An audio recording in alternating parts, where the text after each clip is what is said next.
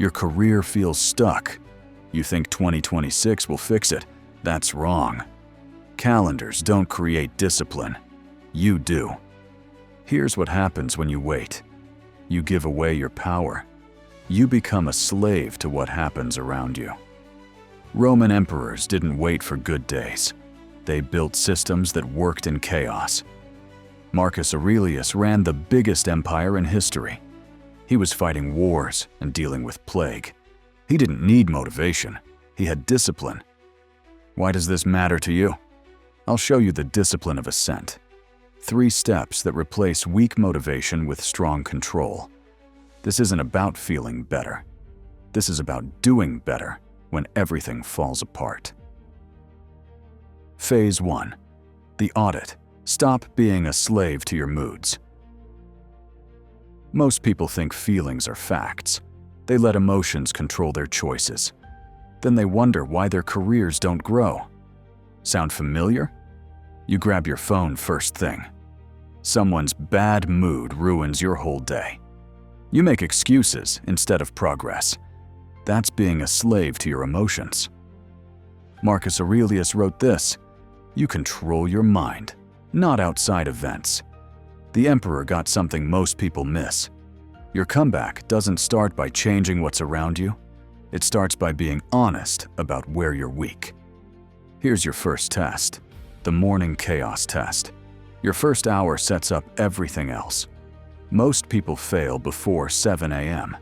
They grab their phone instead of focusing on what matters. They react to others instead of running their own plan. But here's the thing. Watch what happens. Your coworker sends a nasty email at 6:30 a.m. Instead of thinking smart, you get defensive. You write 3 different replies before breakfast. You already lost control of your day before it started. Seneca taught the key difference: what you control versus what you don't. You don't control your coworker's behavior. You control how you respond. You don't control the market. You control how ready you are. You don't control office drama. You control if you join in. See the pattern? The audit shows where you leak power. Every emotional reaction gives away your strength. Every excuse is admitting weakness. Every time you wait for motivation, you choose to be unreliable. Here's what you're really checking: how you make choices under pressure, how consistent you are when no one's looking, your ability to do things when you don't want to. This is what separates leaders from followers. Quick question. When did you last make a big decision based on what's right, not how you felt? When did you keep a promise even when it got hard? These questions aren't comfortable, but they show where you're losing power. The Stoics called this discipline of ascent. You're climbing above your emotions. You go from being controlled by what happens to controlling how you respond. This isn't positive thinking. This is smart thinking. Your comeback starts when you stop being a slave to your moods, when you master your moves instead. The audit shows exactly where to begin. Ready for step 2? Phase 2. The protocol. Installing non-negotiables. The audit showed where you're weak. Now we build the system that makes you strong. Discipline isn't about feeling motivated. It's about doing things no matter what. Epictetus said, "No one can hurt you without your permission." He wasn't talking about physical pain. He meant your ability to stay in control when everything goes crazy.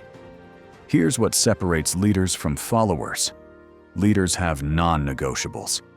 These aren't goals you hope for. These are systems you do every day, no matter how you feel.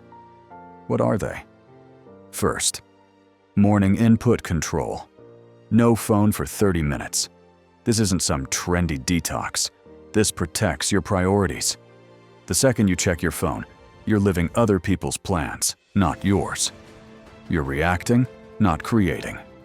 Instead, start with your planned priorities. 3 things that move your career forward. Write them the night before. Not 20 things. Not someday things. 3 specific actions that build massive results over time. Watch what happens when you protect those 30 minutes. Your mind stays clear. Your choices match your long-term plan instead of quick reactions. You control your day instead of your day controlling you. But there's more. Second, input quality control. What goes into your mind affects what comes out. Most people fill their heads with bad news, office gossip, and social media drama before 9 a.m. Then they wonder why they feel worried and scattered. Seneca was careful about what he read and who he talked to. He knew that mental diet shapes mental performance. You can't consume chaos and expect to create clarity. Replace mindless scrolling with smart learning. Read something that makes you better at your job. Listen to something that sharpens your thinking. Choose content that builds you up instead of draining you down. Third, evening reflection. This isn't writing about feelings. This is checking your performance. What did you control today versus what controlled you? Where did you stick to your plan versus where did you get thrown off track? Here's why this matters. Marcus Aurelius did this every night during war. He reviewed his choices, his reactions, his leadership, not to beat himself up, but to get better tomorrow. He knew that if you don't examine your performance, you repeat your mistakes. Your reflection focuses on what you did. Did you protect your morning priorities? Did you respond smart to pressure? Did you stay calm when challenged? These predict where your career goes. Fourth, the strategic pause. When pressure builds, amateurs react right away.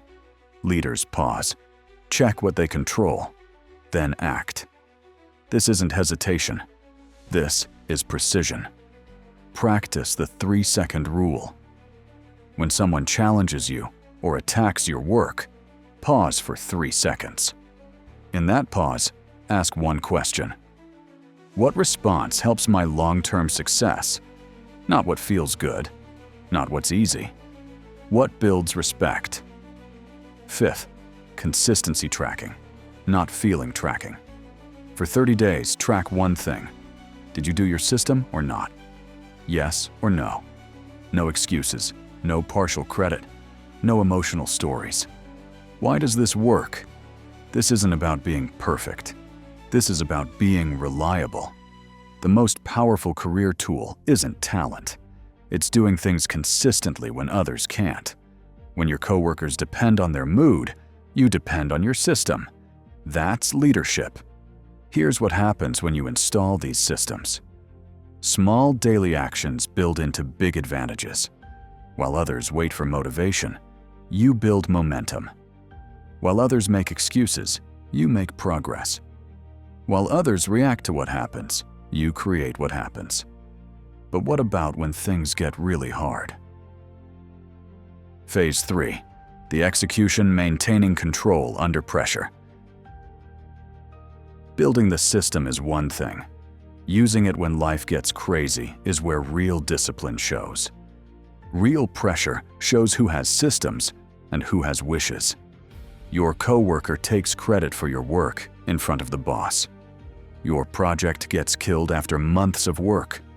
Your manager questions your skills in a meeting. These moments separate leaders from followers. The Stoic response becomes automatic. Pause. Check what you control.